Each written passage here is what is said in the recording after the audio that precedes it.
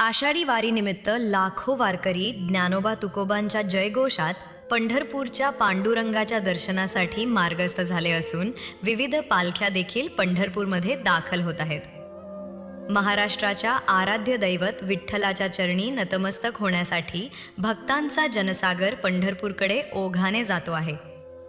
अशाच भक्तांमध्ये एक वारकरी कुटुंब संपूर्ण परिवारासह गाडीने पंढरपूरच्या दिशेने जात असताना लांबचा प्रवास आणि सकाळची वेळ झाल्याने त्यांना चहा प्यायची इच्छा झाली व त्यांनी गाडी एका चहाच्या टपरीजवळ थांबवली. तिथे थोडं फ्रेश व्हावं म्हणून ते गाडीतून खाली उतरले. पण त्याच वेळी दोन अनोळखी व्यक्ती हातात कोयते घेऊन आले आणि त्यांनी त्या कुटुंबाच्या गळ्याला कोयते लावत त्यांच्याकडील सोन्या चांदीचे दागिने जबरदस्तीने हिसकावले.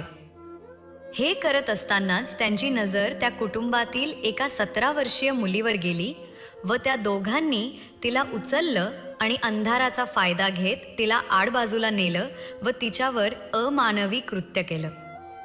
या भयानक घटनेची माहिती मिळताच सर्वत्र खळबळ उडाली असून नेमकी घटना कुठे घडली हे पाहिल्यास ही घटना पुणे जिल्ह्यातील दौंड तालुक्यातील स्वामी चिंचोली परिसरातील असून येथेच पुणे सोलापूर महामार्ग जातो आणि या मार्गावर चिंचोली गावाजवळ एक चहाची टपरी आहे जिथे अनेक प्रवासी विश्रांतीसाठी थांबतात. या टपरीवर त्या कुटुंबाने पहाटे 4:15च्या सुमारास गाडी थांबवली होती. तेव्हा वातावरण थंड अंधारलेलं होतं आणि झोप येणारी वेळ असल्यामुळे त्यांनी चहा घ्यायचं ठरवलं होतं. ते गाडीतून उतरले आणि तेवढ्यात मोटरसायकलवर दोघेजण कोयते घेऊन आले. त्यांनी वारकऱ्यांच्या गळ्याला कोयते लावत दागिने व पैसे देऊन टाका नाहीतर जीव जाईल अशी धमकी दिली. घाबरलेल्या कुटुंबाने पटापट दागिने पैसे देऊन टाकले. पण त्यांच्या लक्षात त्या तरुणीवर गेल्यावर दोघांनी अंधाराचा फायदा घेत तिला जबरदस्तीने आडरस्त्याला नेलं आणि अत्याचार केला. यानंतर ते दोघे आरोपी तेथून पळून गेले. घटनेची माहिती मिळताच संबंधित देहू रोड पोलीस ठाण्यात तक्रार दाखल करण्यात आली आणि पोलिसांनी घटनास्थळी जाऊन तपास सुरू केला आहे. परिसरातील CCTV फुटेज तपासण्यात येत असून आरोपींचा शोध सुरू आहे.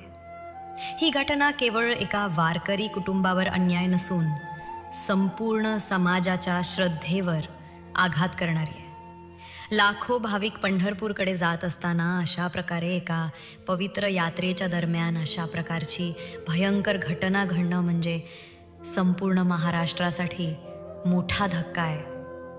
पोलीस यंत्रणा सक्रिय झाली असून आरोपी लवकरच गजाआड जातील अशी अपेक्षा आहे. या घटनेवरून समाजात गुन्हेगारी किती वाढली आहे आणि महिला सुरक्षेचं किती मोठं आव्हान उभं राहिलं आहे हे स्पष्टपणे दिसून येतं. वारकरी संप्रदाय ही श्रद्धा, भक्ती आणि अहिंसेचं प्रतीक आहे. मात्र अलीकडील घटनांमुळे अशा पवित्र यात्रेच्याही काळात महिलांवरील अत्याचार आणि गुन्हेगारीचे प्रमाण वाढताना दिसत आहे. हे केवळ एका कुटुंबावरच नाही तर संपूर्ण समाजाच्या सुरक्षितेवर, विश्वासावर घात आहे. अशी कृत्य करणाऱ्यांना कठोर शिक्षा मिळणं गरजेचं आहे आणि आपल्याला एकजूट होऊन अशा विकृत मानसिकतेचा विरोध करणं अत्यावश्यक आहे. प्रत्येक स्त्रीची, प्रत्येक मुलीची सुरक्षितता ही आपल्या समाजाची जबाबदारी आहे. श्रद्धेच्या वाटेवर ही भीती नाही तर नितळ भक्ती असावी हे आपण सर्वांनी मिळून सुनिश्चित केलं पाहिजे.